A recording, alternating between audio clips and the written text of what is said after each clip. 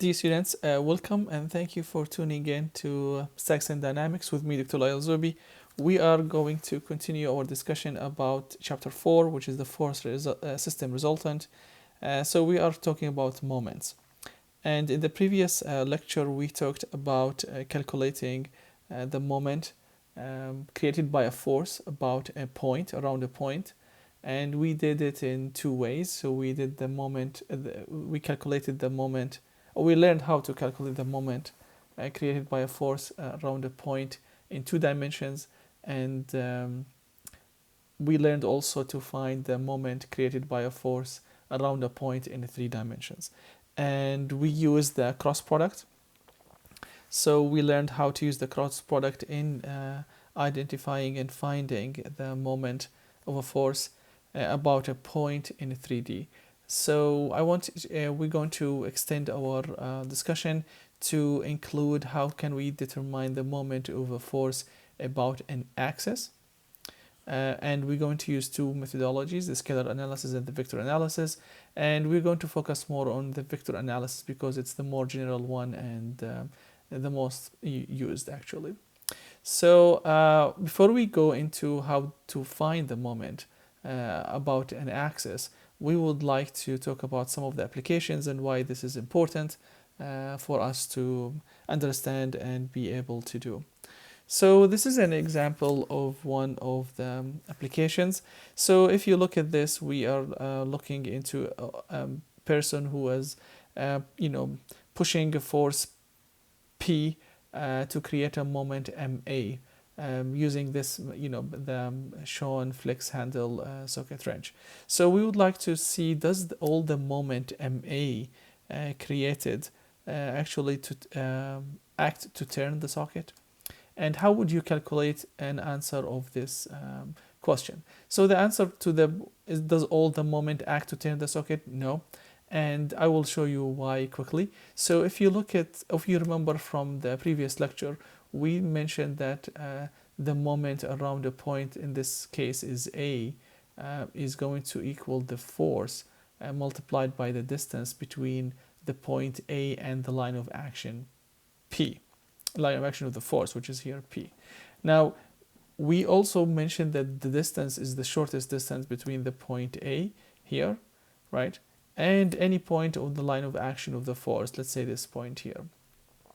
So you need to make sure that you have the shortest distance, which is also perpendicular distance between the two. So if you look at the structure we notice that we have a 0.75, and then we have this tilted 10 inches line. So my distance from A to the line of action is actually going to be this line here. So it's not the 10 and it's not the 0.75. And if you recall that we mentioned also using the cross product, the distance D, let's call this D, right? So the distance D and the line of action of P, the direction of the moment is perpendicular to the plane where D and P reside. So our moment MA is actually in this direction, right? That's the direction of MA. So that's MA. So you can see that it is not actually, my moment is not, or MA is not the one that acts to turn the socket here. So there is a smaller component of the moment actually turning the socket itself. So just to talk about how this is important for us, you can figure out that the line of action or the axis that passes through the socket is this line, correct? So I would like to find, is there a way for us to find the moment around this line, which is going to be the moment contributing to turning the socket? And that's why we want to learn how to find the moment created by a force P around the axis, this axis. I'm going to call this axis A, right? A, right? And not MA. So I'm not looking at MA. I would like to find what is the moment around this axis. And that is why we learn how to find the moment around. I want to learn how to determine the moment of a force about an axis.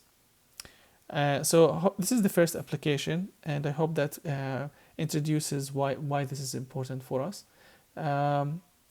Another application is actually, this is another one that you might be encountering if you're analyzing mechanical systems. So we have this sleeve A, right, of the structure of this bracket that can provide a maximum resisting moment of 125 Newton meters. Remember, our moment is the multiplication of force with the distance, so it's Newton meter, that's the units. So how the question would be, how would you determine the maximum magnitude of F of the force before turning about the x-axis, around the x-axis occurs? So this is another example of why it's important to find the moment around an axis.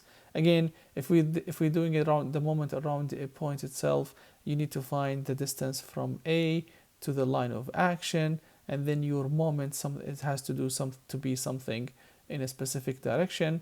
But we care about only the component about the rotation around the x-axis. So how can this be done? And that is another application that we want to. Remember, this is a three-dimensional problem, so scalar analysis might be a challenge for us. So we need to find a way similar to what we did in finding the moment around created by a force around a point in 3 dimensions. Can we use the cross product, right? And that's very important.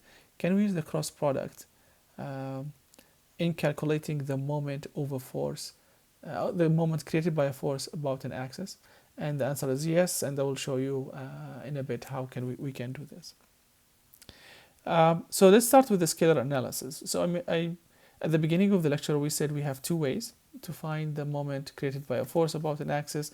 One of them is scalar analysis, and the other one is the vector analysis. Let's start with the scalar analysis. Recall that the moment of a scalar force about a point that's in 2 dimensions is m multiplied by, m equals the force multiplied by the distance. D is perpendicular distance between the point of interest that we're looking at, in this case it's O, and the line of action of the force. This concept can be extended to find the moment of force about an axis. This is around a point. Can we do this for around an axis? Finding the moment around the axis can help answer the type of questions we talked about in the previous 2 slides. So keep in mind, we learned how to find the moment around a point, and now we're going to find it around an axis.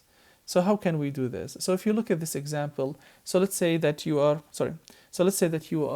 to look at the way that the wrench will rotate the nut on the wheel. So if we going to apply the scalar analysis, you can say, well, the moment around the y-axis actually is the one that's going to rotate the nut, right?